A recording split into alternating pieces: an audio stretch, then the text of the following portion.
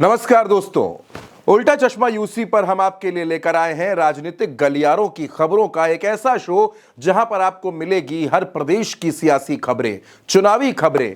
किस नेता ने क्या कहा, किसने हमला बोला, किसने निशाना साधा, कौन किसके करीब जा रहा है, कौन किससे दूरी बना रहा है, कौन किसके लिए जरूरी है और कौन किसकी मजबूरी है, यह सब कुछ हम आपको बताएंगे अपने खास शो नेतागिरी में। नेतागिरी आपको बताएंगे, नेतागिरी आपको दिखाएंगे, कौन नेता है, कौन नेता बनना चाहता है, यह भी बताएंगे। और यह भी बताएंगे कि दिल्ली से लेकर लखनऊ तक और लखनऊ से लेकर पटना तक, पटना से लेकर बंबई तक क्या कुछ चल रहा है। तो चलिए आज शुरुआत करते हैं नेतागिरी की। और नेतागिरी में आज बात करेंगे तीन खबरों पर।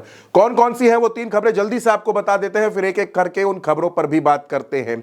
सबसे पहले हम दोस्तों आपसे बात करेंगे भारतीय जनता पार्टी और आरएसएस के बीच में चल रही खटपट पर। फिर आपको बताएंगे कि नीतीश कुमार क्यों असहज हो रहे हैं और कैसे चक्रव्यूह में घिरते जा रहे हैं। और चलते चलते आपको यह भी बताएंगे कि दक्षिण भारत वाले चंद्रबाबू नायडू क्यों नाराज हो गए हैं। तो चलिए शुरुआत करते हैं नेतागिरी की। और शुरुआत नरेंद्र मोदी और मोहन भागवत की इस खबर के साथ। आरएसएस और बीजेपी में खटपट क्यों मची है? आप जानते हैं यह खटपट भारतीय जनता पार्टी के राष्ट्रीय अध्यक्ष को लेकर छिड़ गई है। तमाम नाम आपने सुने, संजय जोशी से लेकर वसुंधरा राजे तक, निर्मला सीतारमण तक का नाम सुना और उत्तर प्रदेश के केशव प्रसाद मौर्य का नाम भी राष्ट्रीय अध्यक्ष की रेस में बताया गया।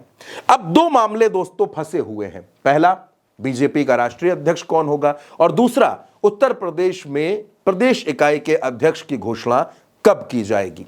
इस बीच खबर यह आती है दोस्तों कि भारतीय जनता पार्टी की तरफ से दो नाम भेजे जाते हैं। यह खबर भी आप देख रहे हैं, हिंदुस्तान अखबार की यह खबर है जिसमें लिखा हुआ है कि धर्मेंद्र प्रधान और भूपेंद्र यादव के नाम पर आरएसएस से नहीं बन पा रही सहमति। अब भाजपा का अध्यक्ष कौन बनेगा? संघ के जो सोर्सेज हैं उनके हवाले से यह कहा जा रहा है कि संघ को ऐसा लगता है कि जो बीजेपी के अध्यक्ष पद के लिए धर्मेंद्र प्रधान और भूपेंद्र यादव का नाम चलाया जा रहा है, ये दोनों प्रधानमंत्री नरेंद्र मोदी और अमित शाह के करीबी हैं। और संघ ये चाहता है कि जो अध्यक्ष बने वो संघ के बैकग्राउंड का व्यक्ति बने। जाहिर सी बात है कि संघ की पहली पसंद अगर कोई है तो वो संजय जोशी है। संघ उनको अध्यक्ष बनाना चाहता है, लेकिन उस नाम पर मोदी और शाह सहमत नहीं हो रहे और इसी वजह से यह खटपट मची है। संघ और भारतीय जनता पार्टी के बीच सहमति नहीं बन पा रही है। अब कहा तो यह जा रहा था कि 21 जुलाई से क्योंकि संसद का सत्र शुरू हो रहा है तो उससे पहले भारतीय जनता पार्टी में राष्ट्रीय अध्यक्ष का ऐलान कर दिया जाएगा, लेकिन अभी तक ना तो उत्तर प्रदेश में अध्यक्ष का ऐलान हुआ है और ना ही राष्ट्रीय अध्यक्ष के नाम पर कोई चर्चा हो रही है। संघ अपने नाम पर अड़ा हुआ है और प्रधानमंत्री और अमित शाह, उनकी पूरी टीम अपने नामों पर अड़ी हुई है। ऐसे में बीजेपी का अध्यक्ष कौन होगा, यह सवाल सबके लिए बड़ा है। आप क्या सोचते हैं वो कमेंट बॉक्स में बता दीजिएगा। लेकिन चलते चलते अगली खबर पर हम बढ़ते हैं और अगली खबर तक आपको लेकर चलते हैं। तो यह है वो अगली खबर, नीतीश चक्रव्यूह में फंसे। ये आप जो चेहरे देख रहे हैं इनके बारे में भी आपको बताऊंगा। चिराग पासवान, जीतन राम मांझी और ये है ललन सिंह जी, सावन के महीने में मटन की पार्टी करने वाले, कैसे इन्होंने नीतीश कुमार को फंसा दिया है। पटना में एक मर्डर हुआ, आपको वो खबर पता चली, पारस हॉस्पिटल में चंदन मिश्रा की हत्या कर दी गई।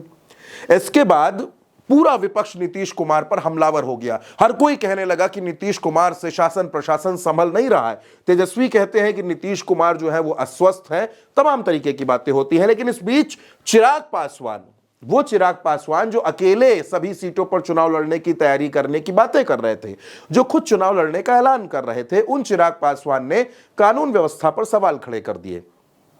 चिराग पासवान ने एडीजी कुंदन कृष्णन पर भी तीखा हमला बोला।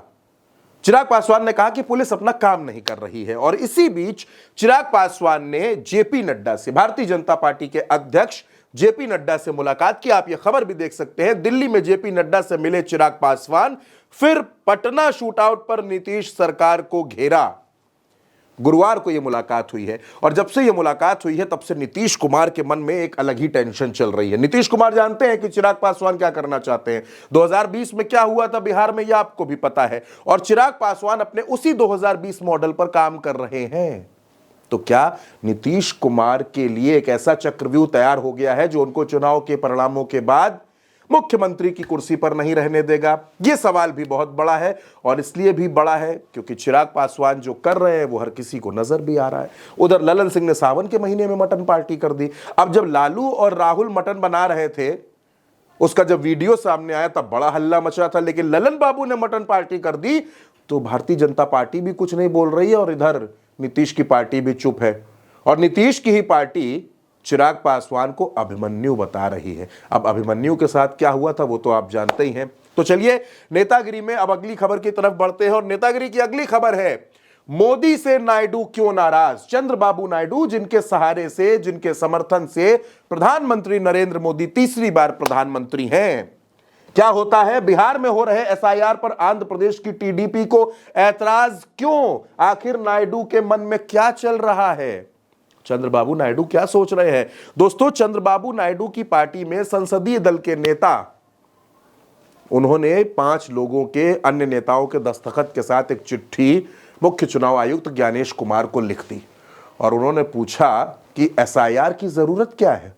और उन्होंने टाइमिंग पर सवाल खड़े कर दिए कि इसकी जो टाइमिंग है ये समझ से परे है कि बिहार चुनाव के समय ऐसा क्यों हो रहा है। हालांकि एसआईआर के मसले पर आपने देखा कि सुप्रीम कोर्ट की तरफ से भी तमाम बातें सामने आ गई थी, लेकिन चंद्रबाबू नायडू की पार्टी नाराज हो गई है। नीतीश कुमार खामोश है, चंद्रबाबू नायडू की पार्टी से चिट्ठी लिखी जा रही है। ऐसे में सवाल यह है कि बैसाखियों के सहारे चल रही एनडीए की सरकार, जिसके मुखिया, जिसके सर्वे सर्वा प्रधानमंत्री नरेंद्र मोदी हैं, क्या उस सरकार में किसी तरीके की असमंजस की स्थितियां देखने को मिल रही हैं?